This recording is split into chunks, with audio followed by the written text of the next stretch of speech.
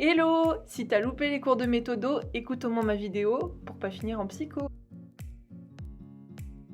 Commençons par un point très important, la gestion du temps. Je te conseille de consacrer 45 minutes au brouillon, ce qui te laisse 2 heures pour rédiger et te permet de garder 15 minutes pour te relire.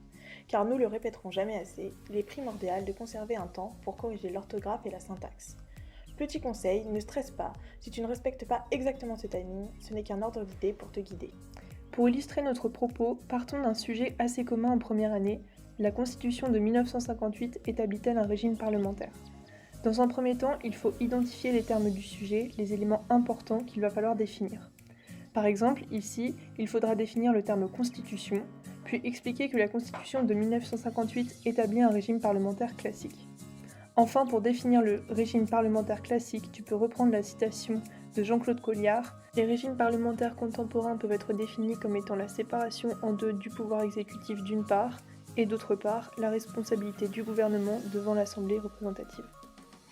Ensuite, il faut dégager des grandes idées en t'appuyant sur tes connaissances et sans t'éloigner du sujet.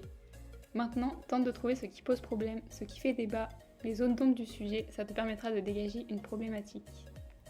Ta problématique doit venir encadrer le sujet dans l'espace et le temps. Il est impératif qu'elle mène à la réflexion, elle ne doit pas être descriptive. Elle va servir de point de départ au déroulement de ton développement, donc il est important de ne pas la négliger.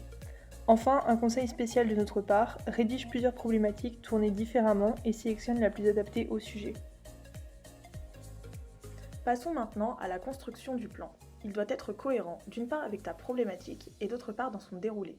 C'est-à-dire que chaque sous-partie doit répondre aux problèmes soulevés par chacune des deux grandes parties. Dans le même temps, tu dois rester général dans la formulation des titres, sans pour autant être trop vague dans le contenu. Tu extrais 2 idées de ta grande partie pour formuler tes sous-parties. Grâce à cette méthode, tu éviteras l'étalage de connaissances qui est proscrit en dissertation. Petite astuce, tu peux avoir en tête la figure du losange qui te permettra de visualiser le cœur de ton sujet, devant se trouver dans le grand 1 petit b et grand 2 petit a. Le grand 1 petit a peut être plus introductif et le grand 2 petit b peut servir d'ouverture en fin de devoir. Je te laisse un exemple pour illustrer mon propos.